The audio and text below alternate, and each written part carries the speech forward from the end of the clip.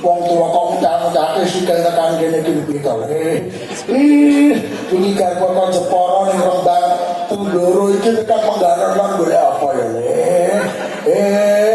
anakku nolo gareng hati-hati ya reng iki zaman akhir zaman edan sing ora edan ora kedeman akeh wong kang tratap dina kiamat akeh laknat akeh pengkhianat oleh iki akeh wong dadi rondo akeh bocah kang lahir tanpa bapa iki dina akeh anak takok wong tuane mak aku bin sapa to mak lha napa to le kok takok ngono lha piye sing rapot ki ora bin sapa lah bin rame-rame ya le ya Allah iki dina sing ati-ati lan waspada ya nger uripe ben slamet kowe kudu manut dateng para kiai aja mung dideloki pakaiane tok tapi dideloki ngajine ndi ya le mergo iki akeh wong jenggoten tapi jenggot wedhus jenggoten kok le apa lak sing bakok ireng mesti kakek sujud ora ketabrak tembok ya bakok iwak kok iki sing akeh wong napa sejatine ati ora langalang bodo nek ngomong bagus rupa tapi ora tau mancep tekan atinipun wong padha nggih sing ati-ati yo nggih Bu iki diarani sinten Semar Semar saka tembung samaro yusambiru tasmaron tismaron sambir agi-agio cepet-cepet sapa sira sing digoleki apa bareng wis sambir mentu sing jenengane nala gareng niki digawe para wali nala gareng niku nyuwun sewu niki lho pakaiane wong ngaji nala gareng niku duwe perilaku tangane cekro pripate mendul sikile benjek iki dideloki ora wong wis ahli ngaji apa meneh ahli tarekah wong ora sering mutungan ora tukang mesunan wong ahli ngaji kok tukang mesunan iki yo ngajine wis bablas ilmune nggih sana meloro mripate siu ora tau nginti wong adus nggih sing dideloki perkara sing golek ridane Gusti Allah lakune benjet dilakoni antara manfaat karo madharat iki pengajian kok dangdutan nak pengajian maka dhisik pomle kok sing isi ke semok montok kae ayo maka gimana tapi nak dangdutan kondisi maka tiyang niku bar wis sampir nalaferen bareng mentune Raden Bratara Semar kalih nala gareng kaireng lagu pepeling dados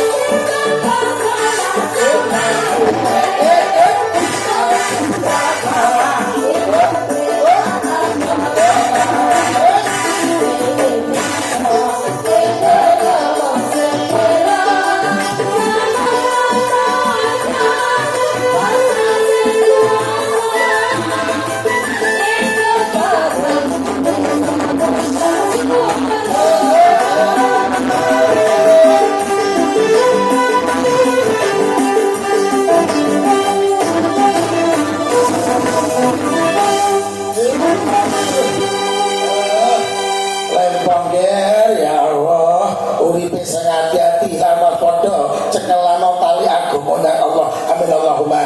Bareng dalang sampun hanyber mengatakan Raden Brataraya, Raden Nunawa Gareng medal saking Salopaseban. Monggo anak katembul dhuwur. Karo Bagong metuwa ya, Ger, ditones.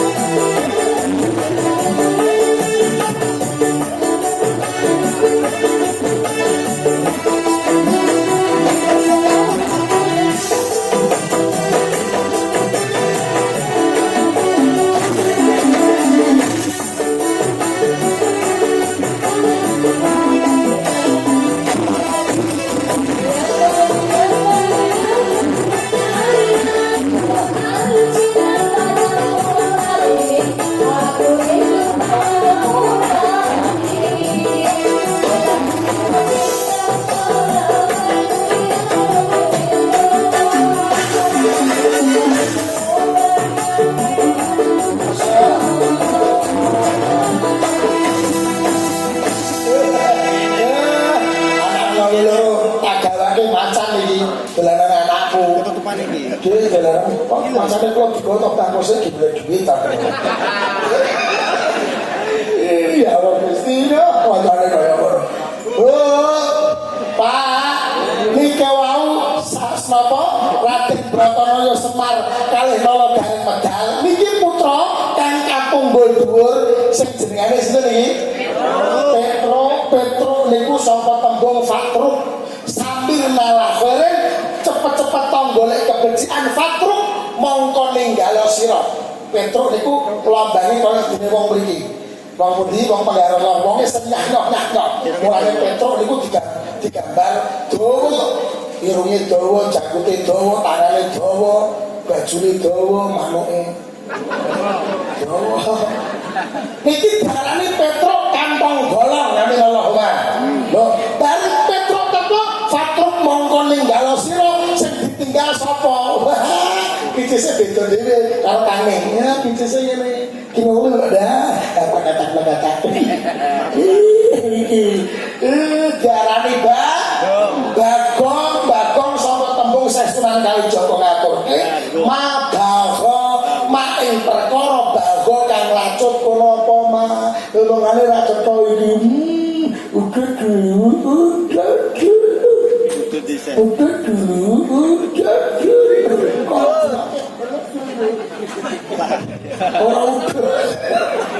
niki Bagong nggih Bagong niku sambil agi-agi cepet-cepet sapa sira Patruk mongko ninggalo sira sing ditinggal Bagong iki kok lapo ngaji muni kok ngaji napa lah ngaji ki ngatur ati rumah jiwa ben selamat donya ngaji lak kena ketemu beras kok ngaji terus sapa iki diarani Bagong bal kandhang sampun hangateraken Samarnala Petruk Gareng medal iki diarani Bagong pun medal mongko metu raja kang katunggul Janaka kara metune keren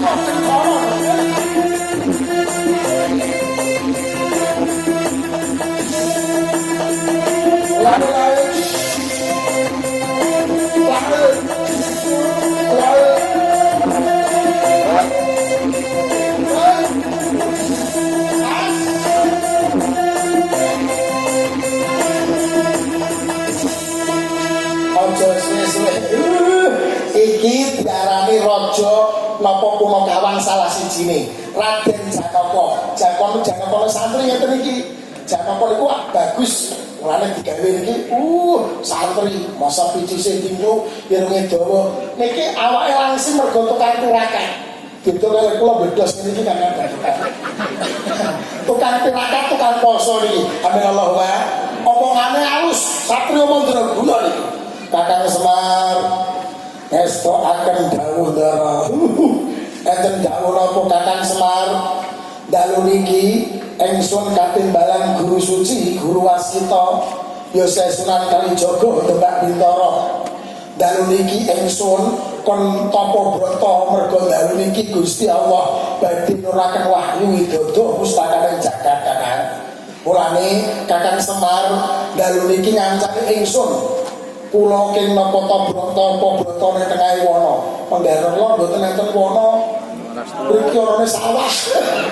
Ya salah ora apa-apa Kakang Semar, iki dalu awake dhewe perjalanan suci tapa brata mangkat yuk bidan sakniki. Bidan sakniki dara ya mumpung guru ketemu buta-buta kae. Kok nak buta-buta kae metu kidul awake dhewe metu lor. Nak kono ning dhuwur awake dhewe ngisor. Ngestokaken dawuh dara bidan sakniki yuk mangkat bidan kae.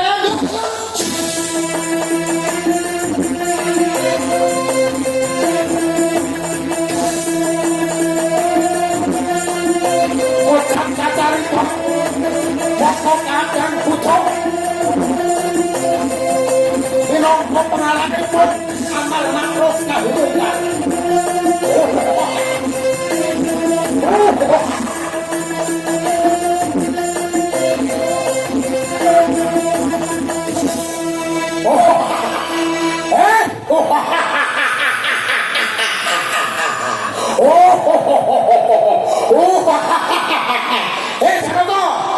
Melayu mingibrit menjanaka tak oyak Jepara saiki tekan Penggaron lor peh apa janaka minggato kowe buta elek rambut geni kowe minggato saka langkah ana apa kowe kok duwe sejogati sing tenanan janaka nganti lalang jagat pilangkori kabeh kok langkai ana apa aku kudu ngadep guru Waskita Sunan Kalijaga ana apa Sunan Kalijaga apa-apa aku kon iki dina Gusti kang urip dumadi badhe nuraken wahyu widodo pustakaning jagat.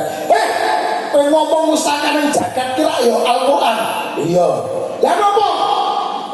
Al-Qur'an mbok gawe apa? Ning dina karo Qur'an dipangan teter. Ning dhuwur lemari wis ora diurusi. Mbok gawe apa? Eta kanggo nuru kadah kaneman sing ana ning Penggaron Lor ben ahli ibadah ben ngrembaka seneng karo musala lan masjid. Wah! Kowe ngomong-ngomong Penggaron Lor. Penggaron Lor gone taslim kuwi. Gone kang jenon kuwi. Iya lah ana apa? Penggaron Lor iki tak ora sah, tak kon ngaji. Penggaron Lor iki dadi wilayahku Janaka. Ning kono sing canom-noman kok tak cekoni banyu blendi. Topi miring banyu aki mrotoli Janaka. Aja mbok olah-olah. Kowe nak wani ngolah-ngolah. Penggaron Lor berarti kowe kudu tanding karo aku. Aja sembrono. Wong Penggaron Lor iki imane wis kemancet ana lubuk hati. Wong ahli ibadah nyatane ngaji yo kebaki latar kaya ngene. Beda karo wingi ning gone pengen jajar. Iki wong ahli ngaji, mulane tak kei Al-Qur'an benane. Ora iso. Kowe iki jeng ngoyak-ngoyak iki dadi wilayahku. Kowe kudu sembranan kudu perang aku. Aku ora tak kandhane kang mundura saka lampahmu. Bali perjalanan suci ora sambok teruske. Ora kudu nglampahi mergo iki perintahe Gusti. Oh, tak sembrono karo betapa dhewe.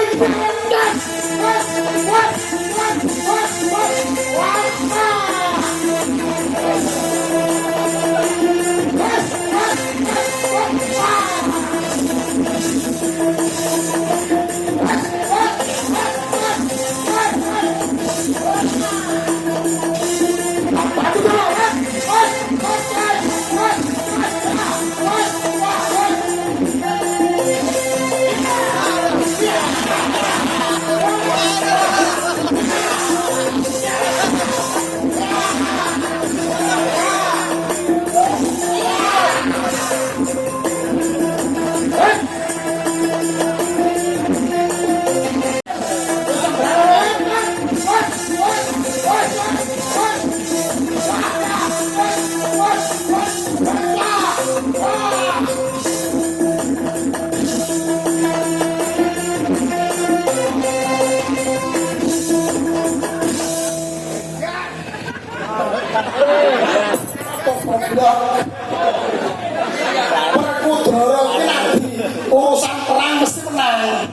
Werkudara kalah karo Kempol.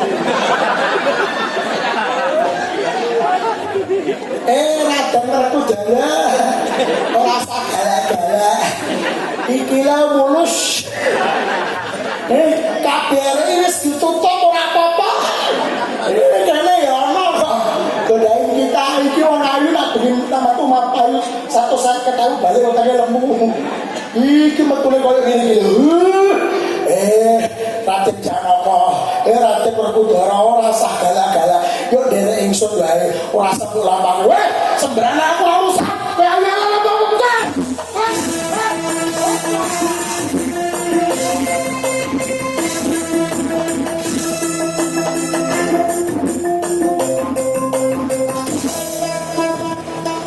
lampang. Iki jak mabuk iki lambane wong mabuk kate manar-manar iki lho. Ora terang biji iki lho. Oh, matemu kok meniki manar-manar. Den. Kok jare. Wes pinjam-pinjam sithik kae. Aja galak-galak iki cipano karo rasake. Kowe nak ngombe iki selamat saka corona. Alah urusan cangkemmu elek.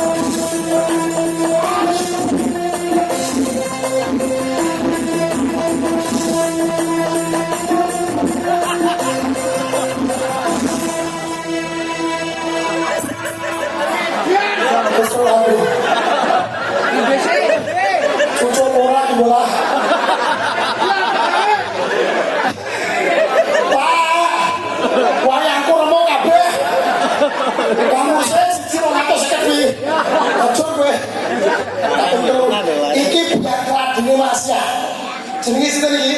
Kuning. Sengkuni, sing artine mambu kuning top. Angger kelurahan ning gone ormas, ning gone napa? PKK-nan RT kok ketemune saiki. Ambune batek.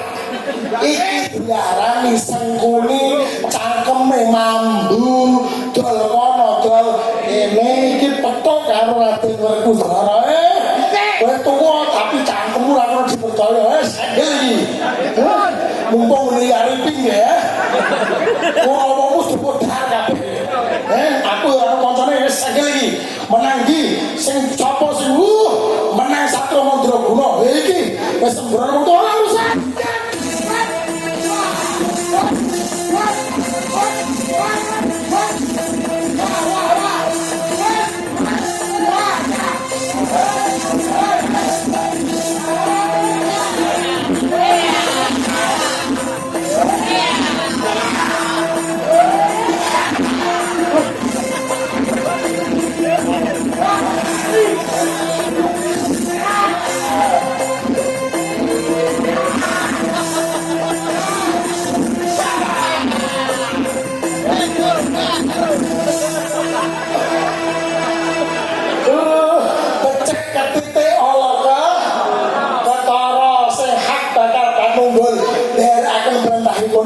Akhirnya pun Raden Janaka pinanggih kalih Guru Waskita Syekh Sunan Kalijaga Sunan Giri monggo Janaka sowan minangka kanggo ta'alum belajar mentune lagu Wahyu Kala Seba kan betul lagu ini